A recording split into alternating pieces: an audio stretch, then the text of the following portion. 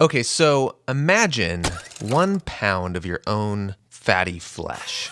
So if you burn that amount of flesh, that sounds kind of, weird. But if you were to convert that into energy, you would get about 3,500 calories, which is quite a lot of energy. That's me talking with Dr. Carson Chow, an MIT-trained physicist and mathematician, and he's explaining to me why we should care how much energy fat has.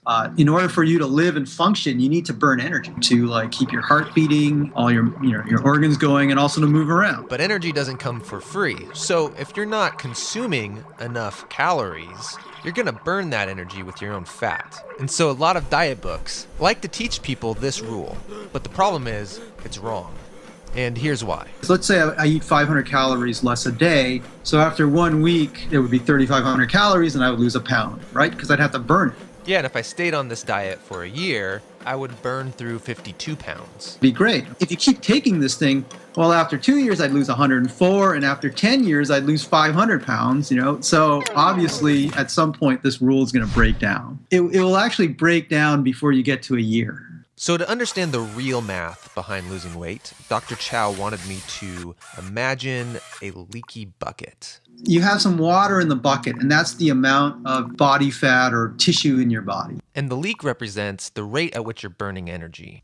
In reality, what you're doing is you're adding water at the top. That's like eating food. And when you're in steady state, the amount of water you add at the top exactly balances the amount of water you lose at the bottom. If you're pouring in more water than it's leaking, then you're going to gain weight. Now, if you think about the physics of a leaky bucket, the more water that you pour into the bucket, the faster it's going to leak. So your leak rate scales with how big you are. And this is a well-known fact that the larger you are, the more energy you burn. You're going to burn more energy because it takes more energy just to move a larger mass. You have more tissue, and just to keep that tissue going, it takes more energy. Congratulations, you have a new steady state. But let's say you don't want to stay this large person that you've become. Well, the opposite is true as well. You could pour in a lot less water than you're leaking, but as you start to lose weight, you start to get smaller and you burn less energy. You start to metabolically adapt to your new diet. And so you're never going to lose weight at one constant rate.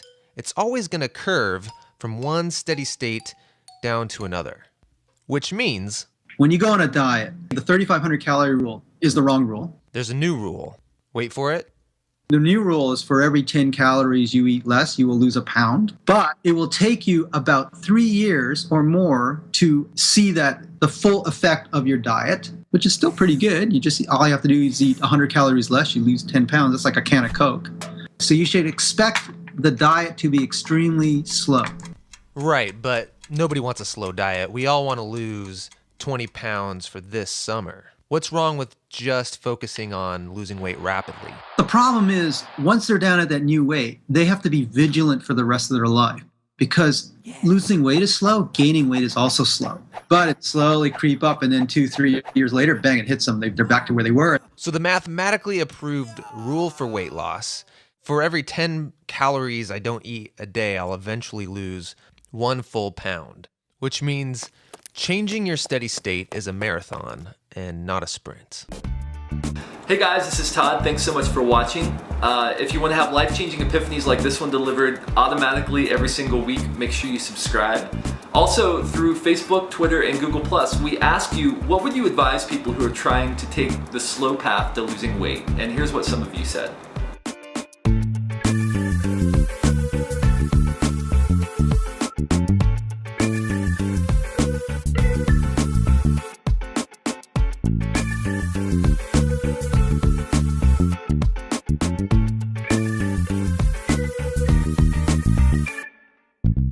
If you have any additional thoughts or comments, make sure you leave them in the comment section below. And make sure you join us next week when we're going to talk about the differences between white bread and sugar, or are there actually any differences? We'll find out. See you next week.